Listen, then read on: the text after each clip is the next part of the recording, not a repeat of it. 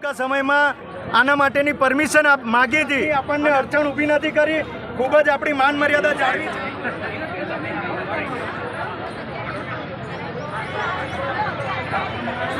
જય માતાજી, જય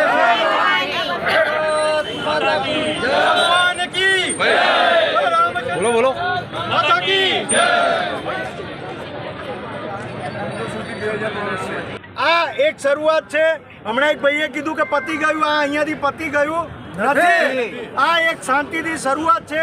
તો આપણે બધા તો વટ વચનને વેર માટે બંધાયેલા છીએ, જે કંઈક થઈ શકે આપણે જ્યાં સુધી ટિકિટ કેન્સલ ના થાય ત્યાં સુધી આપણી લડાઈ ચાલુ રહેશે। ઘરે બેઠા ટીવી જોતા હતા એટલે આપણી આ અસ્મિતાનો સવાલ છે, આપણી આ લડાઈ છે। કોઈ પણ લડાઈ આમાં કોઈ પ્રકારનું સમાધાન નહીં થાય, એ જ્યારે ટિકિટ રદ નહીં થાય રૂપાલા સાહેબની, એ જ આનો અંત છે।